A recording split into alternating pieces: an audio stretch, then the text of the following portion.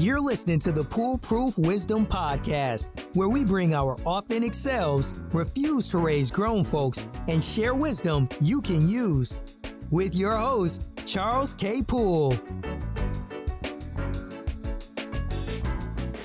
Good morning and welcome to the podcast. Some of you may know that real estate is a hobby of mine, so much so that I even considered becoming a broker or an agent for a while. And after moving around and owning 14 homes, I still like the process of looking at and for real estate. So today, I'm using this opportunity to talk about real estate. There's so much confusion about it now that the market is so hard to break into, as well as what it takes to guide prospective owners through the buying process. It's more than just transactional, by the way. I mean, buying a home is the biggest purchase most people will ever make. And for most folks, it is still the foundation on which generational wealth is built. It takes a special person with personal gifts and abundant faith to steer nervous buyers and sellers through it all, which is why today's guest is here. Let me tell you a little bit about her. Casey Milton is a highly energetic real estate broker with a determined attitude and credentials to match.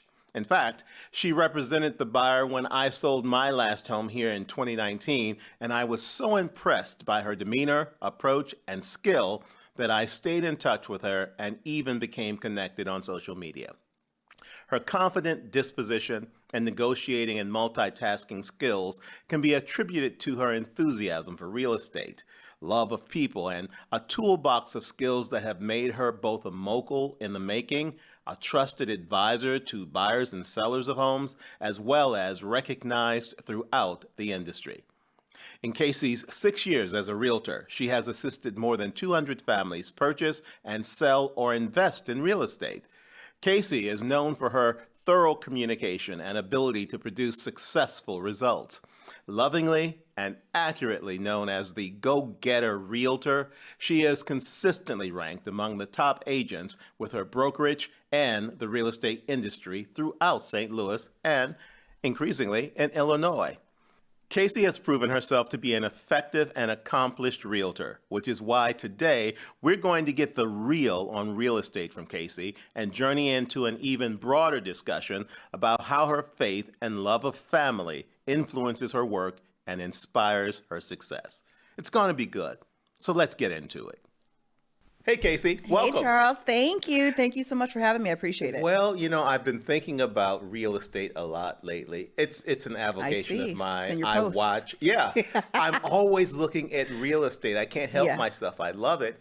And when I was thinking about it, I kept thinking, maybe if I could have someone on who could talk about what the market's like, but also talk about why they became interested in real estate and how things are today versus that time. So, Casey, I've introduced you as the go-getter realtor. That's who I am. Tell me a little bit about why you got into real estate or how, and what earned you that very deserved title. Oh, gosh, that title is so funny because all of my titles, the Miltonaire, the Go-Getter, has come from other people observing me saying, you know what, this is who you are. And I'm like, that works for me. So been in real estate for 6 years now. I'm a real estate broker. I'm licensed in Missouri and Illinois. And I got in the business, honestly, because I felt like no job could pay me what I was worth. So it was one of those things where I graduated from college. I thought I'd be making this much. I don't feel like living up to my potential. So I said, let me take matters into my own hand. One thing I love is real estate, and one thing I do well is speak. So between those two, I said I could do this. And it's skyrocketed off in 2017, 2018, and I've just been going ever since. So. And when you decided what your worth was, let's talk a little bit about that, because as you know, a lot of people always wait for someone else to tell them what they're worth. You didn't do that. No. That's a huge difference between how you're looking at the world and most people.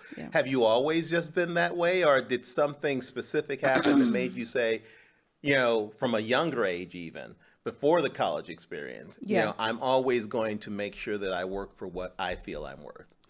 You know, I can't say it was anything in particular. I just felt like at the time I had a family, you know, I was working in the nonprofit sector, and I was the Olivia Pope, so to speak, in my position. I was managing 5 different departments, and I was not getting paid what I felt like was necessary. So it's funny because I would be the person literally going up to my supervisor, I need to get paid more. And I've been always very verbal about what I feel like I should be compensated for because of how hard I work. And so after so many of those conversations, it just really dawned on me that I need to be my own entrepreneur. One of my good friends, way back when, gosh, I want to say 2015, I spoke with her, Angela Brown. She's here in St. Louis. She manages all of like Live Nation things. She said to me, Casey, you have no business working for someone else. That was so profound to me. I think it was like 2014 when she said it, and it just stuck with me. And she was right. Like, I was built and made to be an entrepreneur. And so really kind of chiming that in 2017, I just said, let me just go for it. So it was no holds bar. Like, I was very verbal and communicative about what I wanted to do. And I wanted to make an impression in the real estate industry because I felt like my skills would be better suited there. Was there fear? No. Wow. Yeah, that's Did the y'all weirdest hear thing. that? That's the weirdest thing. Like, a lot of people will ask me, like, are you fearful? I'm the kind of person where I'm a doer. Have you ever heard of the DISC model? So I'm a high D, high I. So I'm very dominant and influential. And when I set my mind towards something, I literally do it. So it was no looking back. And since then, it's funny because that particular place that I was working, I think I got like 3 other people to quit. But not in the sense of just be quitting, but going after your dream and passion. If it's not your dream and passion to work a 9 to 5 and do all this, be kind of confined by this box, so to speak, then just do it.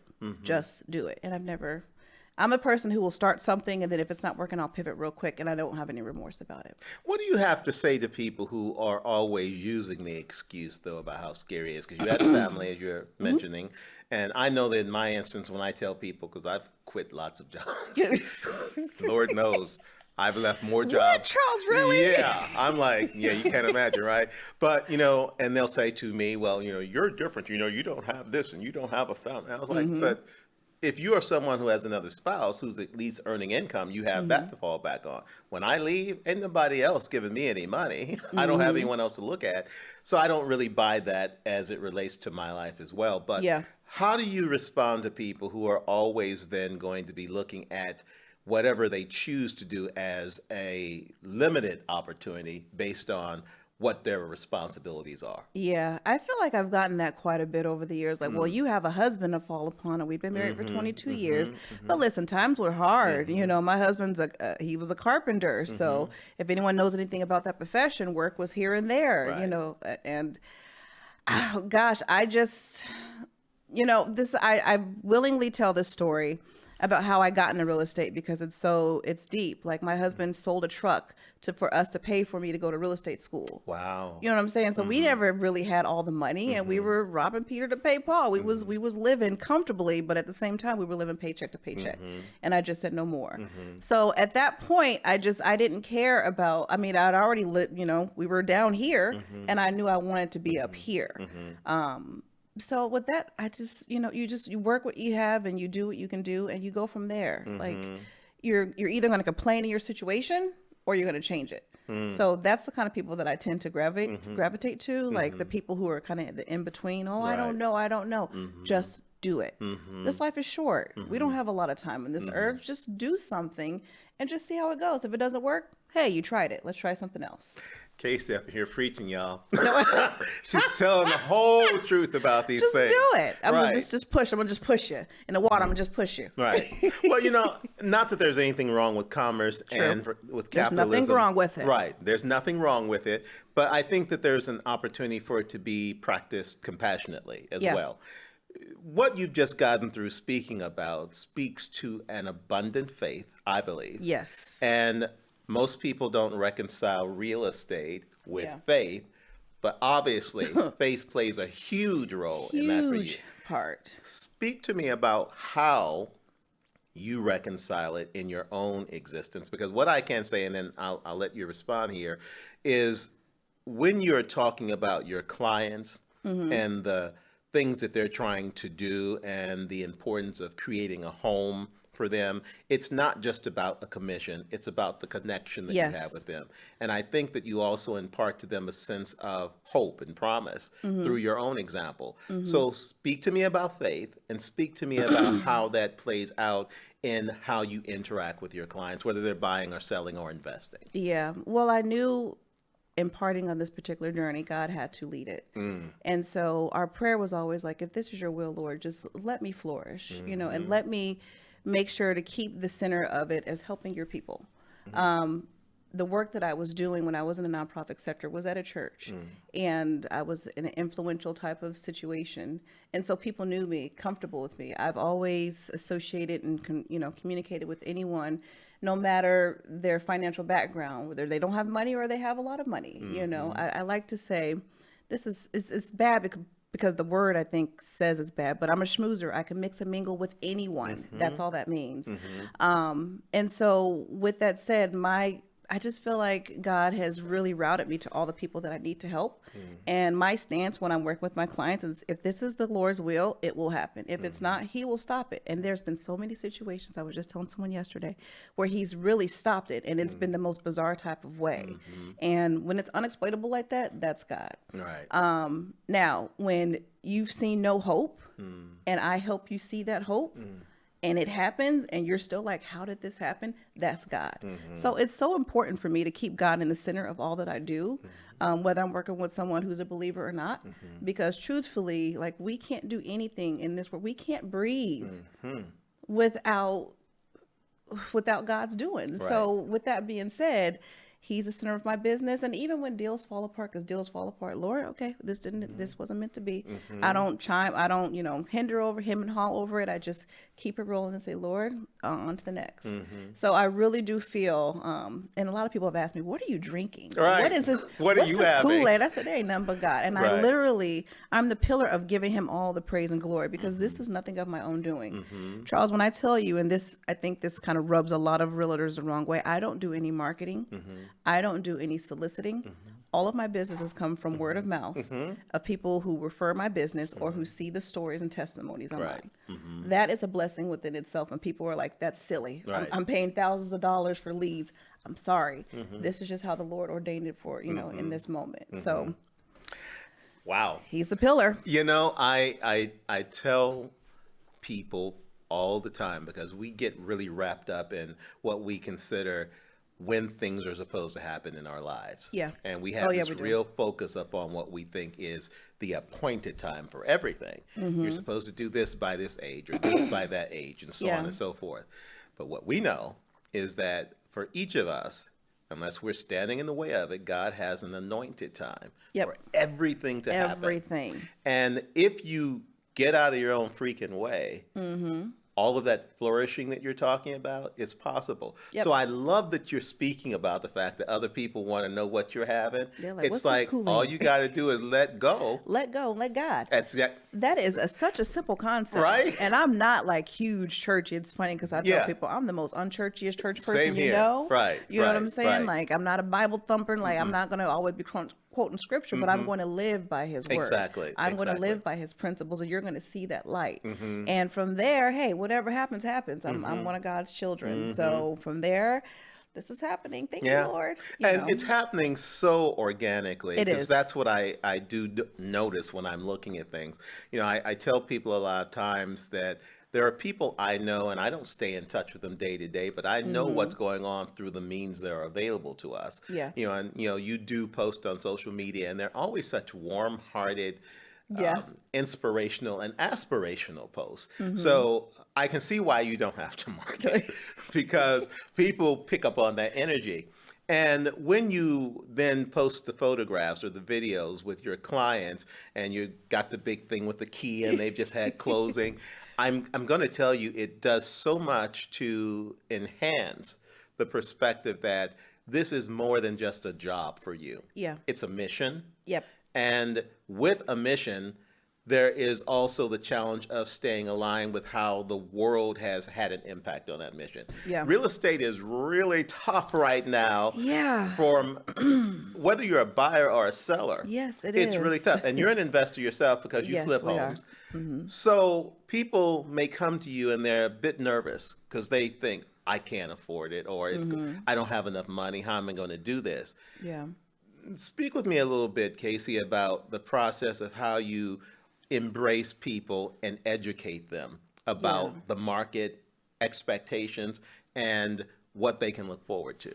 Oh, that's a good question, especially right now because it's It is. crazy. Right. It's wonky. Right. I talk to several realtors about it on a daily basis. Like, okay, what are we doing here?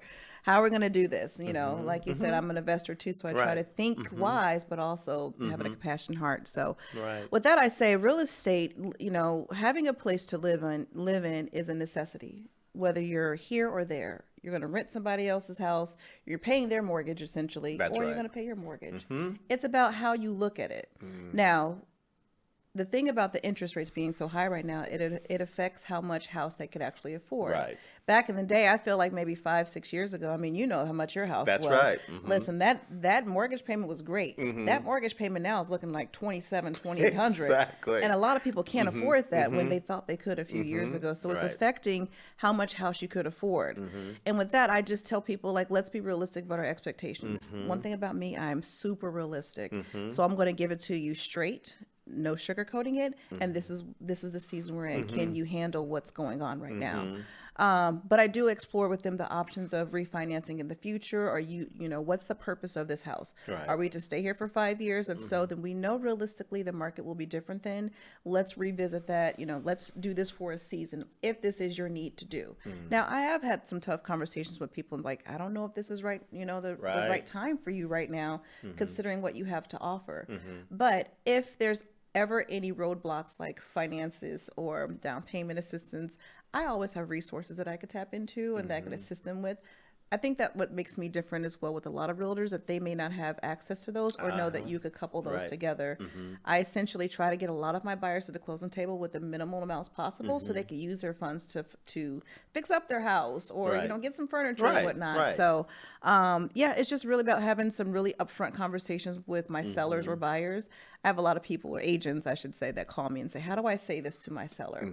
I'm very crafty with my words when it comes to them, but I'm very direct as well so they understand. Right. Gotcha. So. Gotcha. You know, and this was before you became a realtor. I mean, I was there during the 2008, 2009 when the whole thing went bonkers. Crazy. And, you know, I remember at that time there was this period where, well, it was a lengthy period where, I mean, not only were we talking about interest rates and whatever, but we were talking about the predatory types of lending and everything. And you match that with certain banking institutions. And then you also, you know, balance that against the fact that everybody was getting, you know, like ridiculous money for their property. It was crazy. And it just ended up with, of course, the big bubble that exploded. Now, we're not at that point in this time. Yeah. How would you describe how we are positioned today? Because you mentioned the higher interest rates, but what I've been seeing lately, because for a while it seemed that home prices were escalating, but now I'm starting to see when I'm out there looking, this is literally what I do in my downtime. Let me pull up Zillow. I'm like, yeah. I mean, I've got subscriptions to everything, and I'm like, oh, it went down 5,000. Oh, I literally am watching everything. The house that you sold for me, that's how I got it back in 2014. Because when I, you know, initially started looking at it, it was 2014, so it was on the other side of all of that. But people were still getting a pretty good amount of coin for the property. Yeah. And they had that house listed when I first began looking at it. It was like $249 or something like that. Okay. I told my best friend, I said, the moment this number has a 1 in front of it, it's mine. And literally, Casey, on the day that it became $199 and whatever, It's yours. I was on it. So I'm watching all the time. Yeah. And so that's the thing I'm looking at today as people are looking at this, you know, housing prices are starting to fall.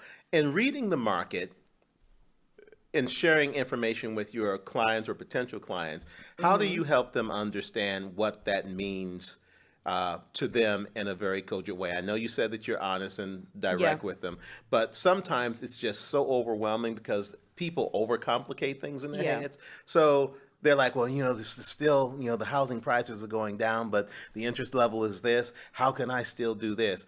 Tell me how you would walk them through that conversation to help them understand that it's better than they think it is. That's a daily conversation once again that I navigate through. Honestly, with me, I hone on how much they could afford per month. Of course, someone comes to me with a $300,000 pre-approval, but they're like, you know what, we really can't afford to pay above $200,000 per month. Then I'm going to help them tailor and be realistic with that expectation and what they could expect within that price point in the areas that they're given. So it's kind of like I have to kind of be a market expert in all these various places to be able to articulate to them what they can and can't do in today's market. But again, giving them the hope that, hey, with this particular amount, if you could pull from 401k, if you get gifts, maybe we could kind of finagle this price point to get you with a little bit more what you need. So it's really kind of like it's like a puzzle, so to speak. Right. It's like pulling from, and I suck at analogies and metaphors. We'll really see about do. that. Oh, I really do. But my husband would be proud of me. I made one actually make sense. So it's just, trying to find the pieces to the puzzle for it to be what it needs to be for them in that particular situation. So I'm always on, I'm always thinking, I'm always creating a solution. One of my past sales this week, she was like, you're like the problem solver. Forget go-getter, you're the problem solver. Because every time there was a problem, I'm immediately thinking about a solution. Anytime my husband brings me a problem with the flip or anything, I'm immediately thinking of a solution. So I don't wallow in the okay, I don't know what to do, period. I'm immediate. I'm always kind of on to be able to provide some type of solution because everything has a solution. Right. So we just need to find what that solution is. And with that, happening, increasingly now, people I think are slowly ebbing their way back toward feeling comfortable with buying. Yes and no. So a lot of, to go back to your question or to touch on the home prices at this moment. So when agents, a knowledgeable market expert, would know that when they're doing comps, the house is only as good as what the area is chimed for. Now, what we see now is that we are pricing these properties to what areas have gone for, but the market and interest rate has shifted. So now that house that was $200,000, it's more, and with my interest rate, I'm more thinking like 195, 190 is going to keep me to where I need to be. So that's why you kind of see that decrease a little bit because it shifted. So it's funny because that house that we sold on North, the one I posted about. Yeah. It was beautiful. I mean, when I tell you like a sense of accomplishment, I was like, we did great. We're going to knock this out the park. So our whole time we were chiming to flip that property and sell it for $200,000. That was at that time we bought it in January. It took a little bit longer to fix, but at that time we were like, okay, this is what I know we get for it in the summer market. Well, we missed the summer market and we missed it by a week. Now, in doing so, the house immediately across the street went up for like $225 and it sold for $232. Ours was a little bit bigger. Ours had better quality updates. We could not get ours to move at $225. So we kept having to go down and we finally decreased it down to $210 and we got a full price offer, but we had to pay closing costs because they couldn't afford it. So like, gosh, the difference of a week is literal. It's like, it's crazy. And I mean, thankfully we still came out on top, but at the same token, like we missed something where we could have got 20,000 more. Right. And what that means, folks, is that when you have an authentic realtor and they tell you don't wait. Don't wait. Don't wait. Because you're missing out. Yeah, the market is like shifting like this. Yes. And, I remember that property because that's, again, I'm watching. And by the way, when are you and hubby going to have an HGTV show? Honestly. I mean, not to digress too much, but I mean, you flip, you design. I mean, I don't see any difference between and I do watch HGTV. I admit it. Guilty. I love that stuff. But you have this skill to do this. So, yeah, it's an investment, but it's also a labor of love. It is. Because you do enjoy putting the place together. We do. So, gosh, if there's a plug out there, we would love, and there has been discussion in the air, here and there, but in the same token, again, if it's part of God's will, then it will happen. If not, then we're okay with what we're doing. No, because a lot of people that I do know, they ended up with, getting someone to record them when they were doing something and sent in a tape. This studio, by the way, can record things for you. right? I was literally about to say, listen, Yeah. I wouldn't mind. So that's been our biggest hurdle is people have approaches, and a lot of people ask us the same question. We're a very funny couple behind the scene, but we're doers. Like, and people even ask, like, why aren't you like more beefed up on social media? Man, those TikTok stuff take a lot of time. Well, and when do. you have 12 clients, it is difficult to sit down and Right. then you have your clients, and then I always I have a cutoff time of 9 p.m. So I can spend time with my babies. Right, You know, I have right, 3 daughters. One is grown, but I still have 2 at home. So I want to make sure I always have some time for them. Right. So I'm very selective with, you know, making sure I put it all out there because I would be on social media all day. You see how many comments I get on I do. stuff. I do. And it's a lot of work. It is a lot you of know, work. And trust me, people say, well, why don't you do more episodes? I'm like, are you kidding? I mean, just to recruit me, I know it takes a lot of work. Well, no, but that's what I'm saying. And here's the thing. Much like you, I'm hands-on. I do everything myself except come to the studio where I fortunately have, you know, all of this great support to get it done. But in terms of finding guests, you know, outlining things, that's It's all a lot me. of work. And I have a day job. So And I didn't even know that, Charles. Yep, See? I have a day job, and you know that's the thing about it is that you know, and I don't say it to be bougie about it, but I'm a quote PR and marketing executive for a company, and I work every day. You don't be bougie. That is who you are. And That's that is exactly why I amazing. agree with. Thank you very much. I'm totally with you on that. But the amount of time it takes to do this, if you want to do it right, Yeah.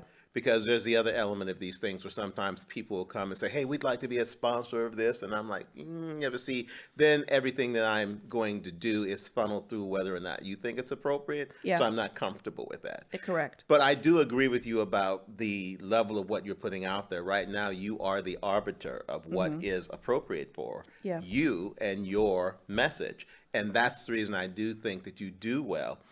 Can things blow up more if you do this? Well, yeah. Perhaps, and I've thought about it too, but then what will you be giving up in the process? So I think that that's the thing that is very interesting because when speaking of, and what's your husband's name again? James. James. That was my brother's name. Okay.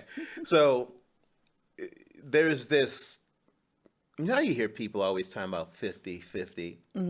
Well, you all understand, I think, and this is, correct me if I'm wrong, you all understand that sometimes it's 50-50, sometimes 60-40, sometimes 70, so on and so forth. You're preaching, Charles. Right. And that, I think, is the key to the reason that you all work, not only in terms of having the relationship that you have, which does, again, if I'm just going by what I see, it's a very loving, respectful, individually admiring each other relationship. Yes. But particularly in work where a lot of people can't get it together, you all have this yin and yang. Yeah. How do you, when the chips are up or down, find that sweet spot where you all know how to, you all just work so seamlessly together? We do. And I get this question quite a bit as well. Like, how do we work together? Right. Can we work together? And I think it's because we respect each other's spaces. When we first started working together, we remodeled our house completely 3 years ago. And I pointed and he did it. So we were like, okay, so we're very, I'm very vocal and upfront, and I will tell you exactly what's on my mind. So I'm not one of those girls who I'm going to reserve what I have to say. I'm going to say it, unfortunately. And then we've been married 22 years, so he knows how to receive as well. But I also know how to speak with him in a what's the word I'm looking for? Respectful manner, so that we can accomplish what we need to accomplish. He doesn't question my design choices, and I don't question his implementation practices. So it works well because we respect the spaces that we're in. You know, a few times I'll say, well, that doesn't make sense to do it that way, and he'll say, let me, the expert in this field, okay, let me be quiet.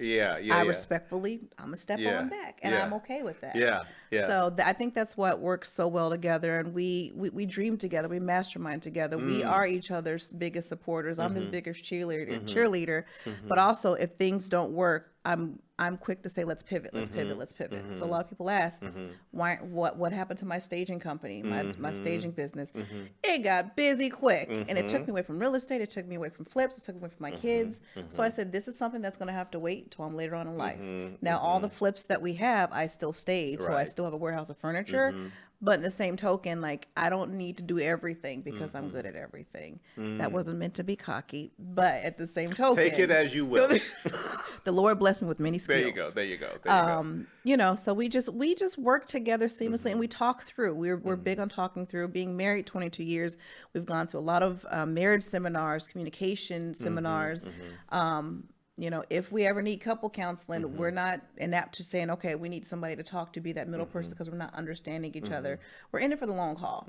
He's not letting me go. I'm not letting him go. I may say, oh, you get on my nerves, but I'm going to circle right back around and say, okay, we're here to love each other. We're here for a reason. I had a dream of the guy I would marry, and it was him.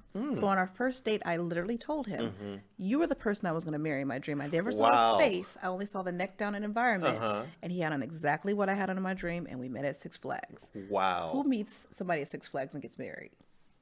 Obviously, you do. And I'm fascinated by that. And I'm also giving some, props to James here, because that would scare the hell out of a lot of guys. That's what he said. Right? Especially at our age. I was 18 and he was 21. Gosh. He was like, he's like, okay, no. But it didn't scare him, obviously. It didn't. See? But I wanted him to know, because the dream was so profound and it was so real. And we were with two groups of people who merged together. And I mean, I wasn't going to look cute that day, but I was just going with my girlfriend, and I ended up kind of stalking him, because I was like, that's the guy from my dream. So I told her, that's the guy. I had a dream about him, and I married him. And she's like, girl. And he was not trying to give me any play. I just turned 18. He was 21. He was like, okay, little girl. So I was the aggressor. I went up to him. I said, here is my number. Call me. Yeah, wow. I've always been bold. Oh, my gosh, I love it. He called, and in our first date, he drove me around St. Louis, because I'm originally from Lincoln, Nebraska. And once he dropped me off, I said, I don't know where this is going to go, if this goes anywhere, but I have to let you know, I had a dream, and you were the guy I was going to marry. A year and a half later, we got married. Now, see, okay. I ain't letting him go. Let me say this, because for all of y'all women out there who are waiting for someone to come and sweep you off your feet. Yeah, y'all better be the aggressor. Did y'all just hear what Casey said? Be it. She be said, the aggressor. Go after I your know man. what I want, and I'm going to say it. None of this gamesmanship, right? But again, times are different, Charles. These, I don't know. Don't get me started. Okay. It's too difficult for me to even put into words what I see, because you're going to have to do a little bit more than dance your ass on TikTok. Right. Just what, saying. no Mariah Carey? Oh, no. I can't even. It just drives me to distraction. Okay, so I don't want to digress too much, but let me say it's a whole marriage podcast. It's a totally different narrative, and I'm like, if I get on that, we'll have a totally different show. You use your name, and I have a proclivity for this. Everything I do is foolproof. Which I love. Okay. Absolutely love. So clever. Well, back at you, because when I first saw it in print, when you posted something and said Milton Air, I was like, brilliant. Oh my gosh. I can't even take that name for myself. So a good friend of mine, Chiquita Anderson, aka I was doing a photo shoot with my daughter, and she said, you guys look like a bunch of Miltonaires. Awesome. And I was in the season of trying to search for a name, and I said, that's it. Like, it just dawned on me. And so I always give her the credit, because I said, girl, you came up with a brilliant name on the cusp of I said, you just don't know how that changed. It's perfect. And even with the Go-Getter, the Go-Getter Realtor came from, oh gosh, what is she? She was a credit repair. When I first was in the business early on, I was working doing like my first home buying seminar, and I was working with Credit Law Center. I don't recommend them, sorry guys. But sorry, I'm not plugging them. But the lady who was working for them, who doesn't work for them now, she was like, "You're like a go-getter," and I was just like, there you go. I am. I've always been super ambitious. I've always been a go-getter, essentially. In high school, after high school, like I went to college and worked 2 jobs and went and had kids at the same time. So like I've always been just that motivated, determined type of person. So the name fit, and I was like, go-getter realtor. I like that. And I mean, that's just me. It's nothing. It's organic, like you said. It was nothing that was forced. Right. It's no, given name. It's just the go-getter realtor. Yeah, I'm the yeah. go-getter. You And want, the fact you want to that win, it's- get yourself a go-getter. Well, yeah, and the fact that these things came about as a result of how other people saw you, Yeah. I think speaks volumes. It does. Because where people usually are calling people other things, No. right? Right? But to have, beep, beep, beep. yeah, have people give you positively oriented Yeah. titles or references because of what they see in you, I Yeah. think speaks volumes about your character and I the concur. nature of who Thank you are. And speaking of that, what I've also noticed about your approach to what you do professionally, and I think that this imparts a great deal of understanding on a humanistic level as well, you have brought other realtors to you Yes. and become a mentor and literally celebrate any win that they have. That's, I think, something that a lot of people do don't do because they are more focused up on output than the input. Yeah. But you're focused on teaching them, helping them to understand things, and I would say probably be influenced by the approach that you take. Would you share with me why that's important to you to bring other people along, particularly younger people, and help Yes. them as they're progressing in their career? Yes. So I'm going to speak to this in two ways. So the first way, I'm going to let you know that I no longer have the team, only solely because like you kind of have to determine like what's important. What do you want to do? I was giving so much time, energy, effort, which I loved and did it freely. But the same token, I still have a lot of ambitious Right. goals and things of Right. that nature. However, now I still do talk to people on a weekly basis in the sense of like encouraging them, motivating them.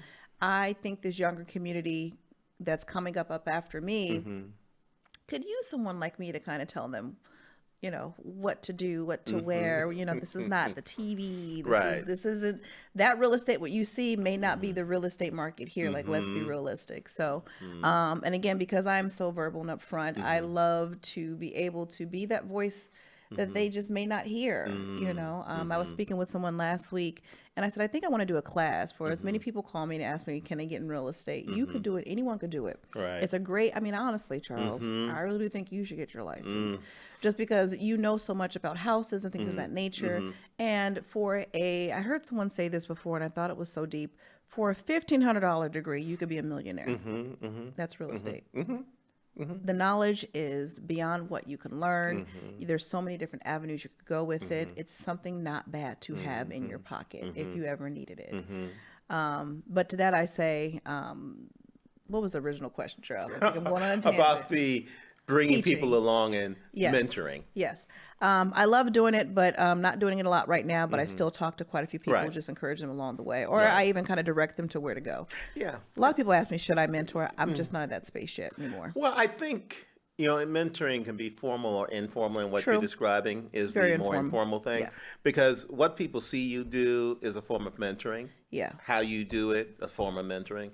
And, I am not enrolled in any type of, direct, formalized mentoring either.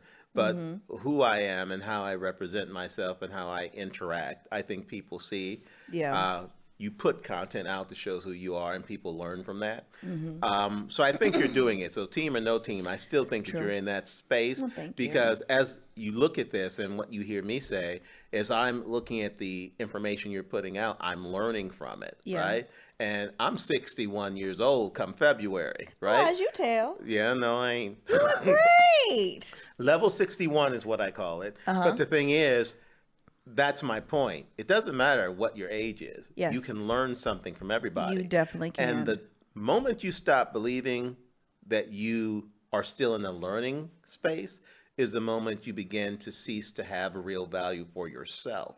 Yeah. Because you don't understand everyone has something to teach you, even the shitty people. Yeah. Right? I'm sure. So I'm always what not to looking do. and seeing what you're putting out there. A number of people who I see what they're doing, and I'm like, wow, that's really, really good. As far as the real estate thing, you have a gift that I don't have, patience.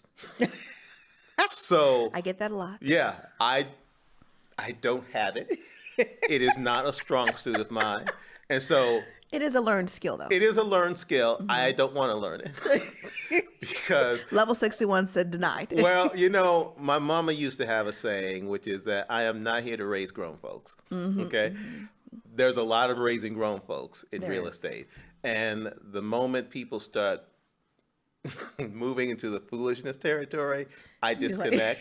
And I'm like, just take your ass home. I can't help you. And that would be a problem in terms of the profession. This is true, Sean. This would be a big problem. Right. So, they say, know yourself, and I know myself. And, I gravitate toward people who are self-aware. That's the reason that you and I are here, who don't BS and who enjoy the process of learning who they are becoming. You're still becoming who you are intended to be. Everybody else pretty much works my nerves. So knowing this about myself, I've chosen to not do things where I have got to try to put on a good face because I don't have that capacity. So I get that. Thank you. That's a high compliment. But I'd be a real estate for about as long as I was a waiter once. I was a waiter for like a little over 2 hours. Didn't work well for me. This is true. We tend to operate in, it sounds like we're very similar personalities. I tend to operate in the things I know that I'm good at. The things that I'm not that great at, I'm just going to, what I like to say, I'd say this to my best friend all the time, I'm going to respectfully decline. There you go. And I have no problem saying I am not good in that space. You do not want me there. So let's not be there. And yes, I do. There's a lot of people who will refer very difficult clients to me. I think because of, I don't know, the Lord has blessed me with some type of crazy patience. Everyone has always said this. My last child has tested that, and I still remain patient. And I always say, this is what I asked for. So having a child with a mental, like behavioral issue, I asked for children. So I can't be mad with the one with the hand on dealt. And I like to call people unfavorable personalities. I could work with an unfavorable personality. I just have to try to figure out what best communication style works for them. I major in communication, like that's what I do. So I just tend to you're a person that's a little bit more anal. I need to speak with you extremely direct. No fluff talk. I'm minimizing my word count with you for the day, so you come straight to the point. Versus someone who needs a little bit more hand holding. I'm going to be a little bit more firm with them. I'm going to hold their hand a little bit more, and I'm going to tell them exactly how that needs to go. So I just tailor that communication to how they need to be spoken to, so to speak. It's a gift. It is very good. It is a gift. Yeah, and to be able to do it repeatedly. I can do it for a short period of time, but on and on. And over. Oh my gosh, no. You're just like, behind the scenes of like... Well, and it's interesting because I've worked in corporate America pretty much the vast majority of my career, which I've seen it gone from the highest highs to what it is today, and I won't even try to describe it. But, what I do find I have a capacity for is not to engage the ridiculousness of it all, right? And, a lot of times you'll be in that situation where someone will say, well, Charles, what do you think? And I'll be like, nothing. Oh. Because if I say what I truly think, it'll blow your head clean off. So I'm just going to say nothing. And this is probably why the Lord didn't bless me to work in corporate, because I would have said it. Charles, there's been so many times where people will be like, I'm like, are you sure? Because I can't. And my husband will be like, Casey, I'm just like, I got to let you know. And I'm going to give you that read. In the nonprofit world, I did it. And they're like, do you want to work here? I do, but not at the sake of how I feel. So. Yeah, it's a challenge to do, but, after the meeting's over, I usually will go someplace and curse in German or something. It's that, whatever it takes to get through the day is kind of my approach to most of it. But this is how I think of this too, Charles, is we're all people. We're all God's people. Some people put on such a facade, or their personalities are so big, it's that they forget that we're the same type of individual. That's right. Your credentials are just different than mine. So for you to talk to me any type of way or look down on me or whatever the case may be, I'm sorry, I just, God is no respecter of persons. So I'm not going to be like, oh, okay, you're a millionaire. I mix and mingle with millionaires all the time. They're all not jerks. So I'm just going to talk to you just as I talk to anybody else. This is the thing that I think is important, and I'm going to make a movie reference here for the youngins particularly. Do you remember the movie of What's Love Got to Do with It? Where there was a scene in the restaurant where, Ike slapped Tina with the cake and pushed it in the face. And then, he went off on one of the singers, the background singers. And that background singer said to him, oh, you only have to do this to me once. That's my approach to all such things. Yep. You get one chance to try to get away with that stuff. Yep. But you will never get a second chance. So that's the idea that I have when it comes to most people. When you talked at the beginning of our session here about value, I value myself enough to know what I choose to put up with and what I won't put up with. Yeah. I value myself enough to know what I don't know and I'm willing to learn. But I also value the fact that I am a person who is perfectly imperfect myself. Yes. That I can embrace other people who are willing and open to learning how they can be better human beings. Yeah. But I am in no way responsible for trying to embrace people who not only are raging, ridiculous, I'll call them anal personalities, but I'm not going to allow them to convince me that I even need to give a thought to whatever it is that's behind whatever they are. Yep. And that frees you to a great extent. It does. Right? Because you are able to, I don't get angry. Yep. Because I think whatever you say has nothing to do with me. Doesn't affect me at all. Right? Whatever you are trying to do, I'm not going to be thinking about. And here's the real cap, Casey, is that I say this and it blows people's minds. I don't worry. I don't worry about anything, right? I am the same. Right? I don't worry because it's here on my arm, actually. This is from Joan of Arc. Oh, I love. I am not afraid. I was born to do this. Boom. Right? You were born to do this. Yeah. So when you know, you know. When you know, you know. And so before we get too sermonistic here, Preach, and we've Charles. got time that we get going here. Foolproof wisdom. Well, we tried. Milton there.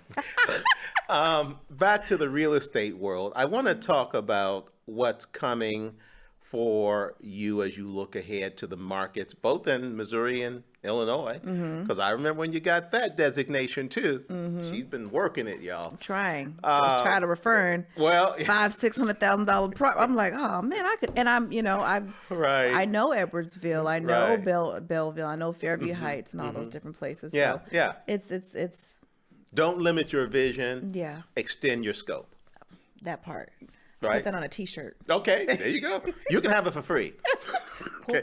It literally just came out of my head, so you can have it for free. It's not trademarked. Great. Make sure that's recorded so I can write that down. You really get the do like video. that. You can refer I to love it.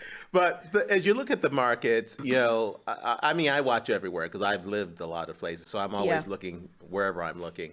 And, what can we, in your estimation, and y'all listen up to this because she knows what she's talking about. Yeah. What can, what is this? October, almost at the end of the year, a lot of the pressures and challenges that are going on. I read that there were people in the Fed who said that they didn't see interest rates starting to lessen until 2025. What are the tea leaves reading for you at this point in terms of what we can expect in the real estate market? Let's say in a year, next year and a half. Yeah, right. She's like, why don't you just ask me to go ahead and build money out of straw? So it's funny because like a good friend of mine, and he does, gosh, I mean, I do maybe a 10 million. He does 30 million. And we kind of had a discussion about this. And, on the panel that was asked to us, one thing realtors can't do is control the market. We can interpret where we are right now. But I'm no Eman. I'm no Forbes. I'm not really reading. I don't even really look at those particular items. What I do is I hustle because I know that people need housing, and whatever that is, we just have to tailor what that looks like for them in that moment. So I think that's what keeps me alive. In 2020, when did COVID happen? 2020? 2020, 22, 22. Yeah, a little bit of 22. It's currently now, right? Yeah, back again. Back again, spikes are up. When that happened, that was probably my largest year, and a lot of that was some people's more decreased year because they did no business while I had all of this business. But in the same token, I think it was because I focused on your need and how we can make this work. If we continue to look at all of the obstacles in this world, we're going to be hindered or not move. You see all those GIFs and those memes. I'm going to wait till the market stays. Right, And, those are the people looking at all of this stuff and getting discouraged. But guess what? Those are also individuals that's like, oh crap, it's 8% now. I was trying to wait till it got down to 3. We can't control what they do. So whether it changes in the next month or the next 2 years, you're still going to have to move. you're still going to have a house to move, sell, or you're still, you need to get out this situation, or you're tired of renting. I dealt with someone, she rented for 17 years. She gave them over $50,000. She's paid that property off several times over. I says, no matter what you're paying now, it will be way better than giving them another 50,000 because you're going to get stuck. If this is a dream, this is obtainable. My biggest thing is showing people that homeownership is attainable. If my 20-year-old daughter can do it, I can do it. We bought our first house when I was 24, and it was one of those, like, I know I can do it. All of my friends around me were doing it, and it was a beautiful thing, so I don't really kind of see whatever this market is doing, I'm going to make it do what it do. It's interesting.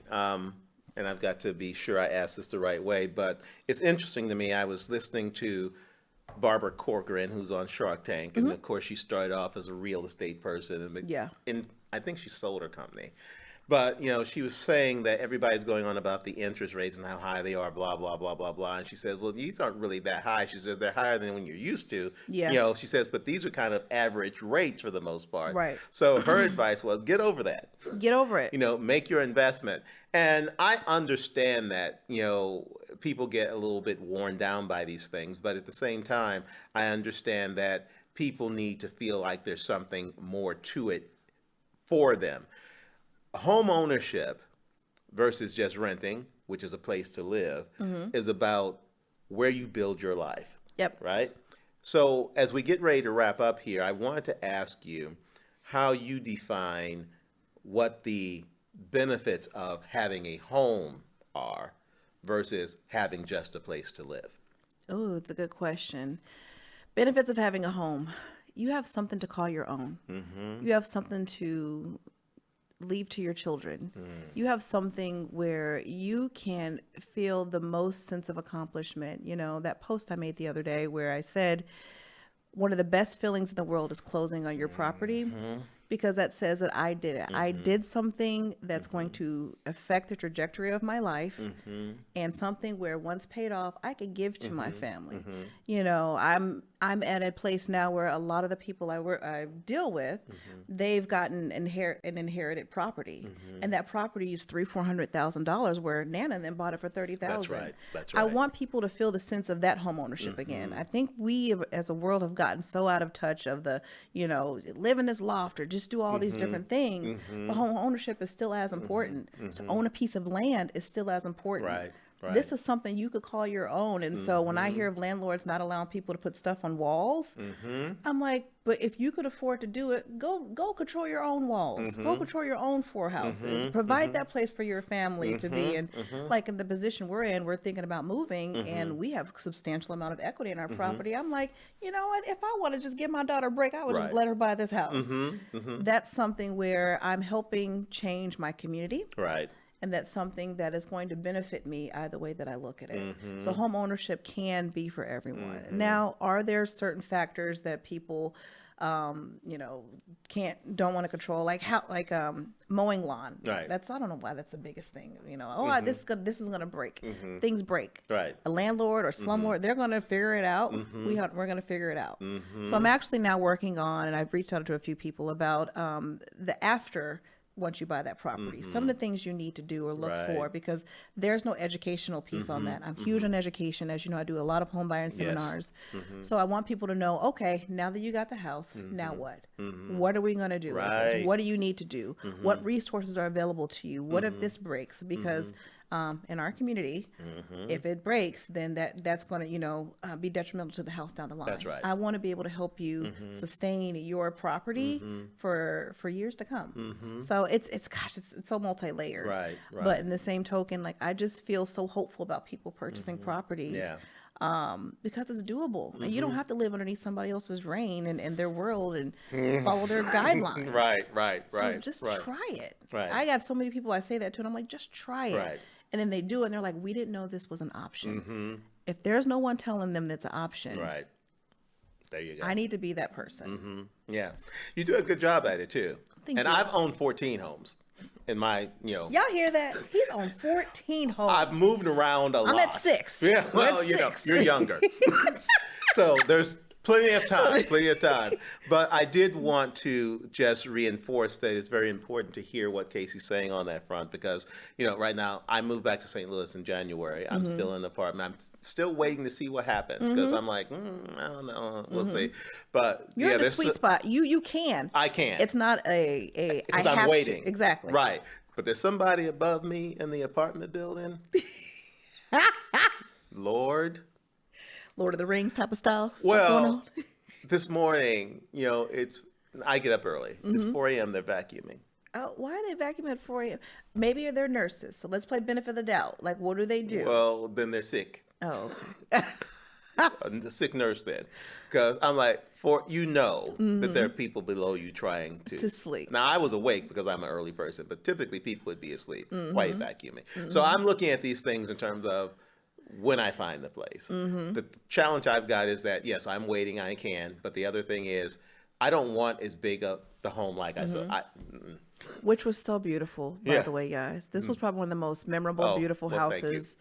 And you already know. I walked through there like, should I buy this? This house is great. Well, I'll take the compliment. That's Love great. it. But I don't want a house because I clean my own home, and I'm like, I'm not doing that anymore. That's a lot of work. That's a lot of work. That was a lot of house. That was a lot of house, and I don't ever want to have that much house again. So I'm keeping my eyes open. Don't be surprised. So yours is just a matter of timing. It's a matter of timing. Yeah. So we're going to do that. And good people, that's the thing.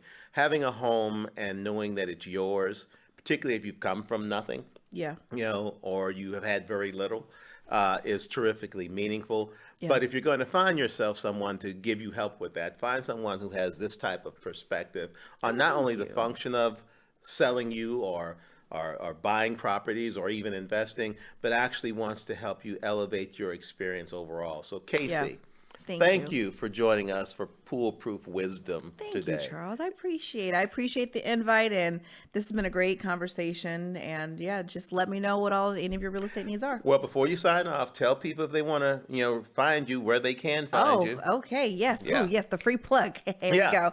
I'm on Instagram and Facebook as Casey Milton. Instagram is Casey_the Go-Getter Realtor, and TikTok, I think it's Casually Cute with Casey. So anyway, you have it. You could find me. If not, always DM him and he'll text you my phone number right away. I sure will. You sure got it. No problem at all. Thanks again. You're welcome. Thanks, Charles. Okay, take care. Yay. Okay. Thanks for joining us on this episode of the Pool-Proof Wisdom Podcast. We always enjoy the company. Be sure to listen, like, subscribe, and share using Google and Apple Podcasts, Audible, Spotify, Anchor, Overcast, YouTube, or via RSS, so you'll never miss a show. While you're at it, if you found value in this episode, we'd appreciate it very much if you simply tell a friend about the podcast too. Spread the word. Until next time, keep on living.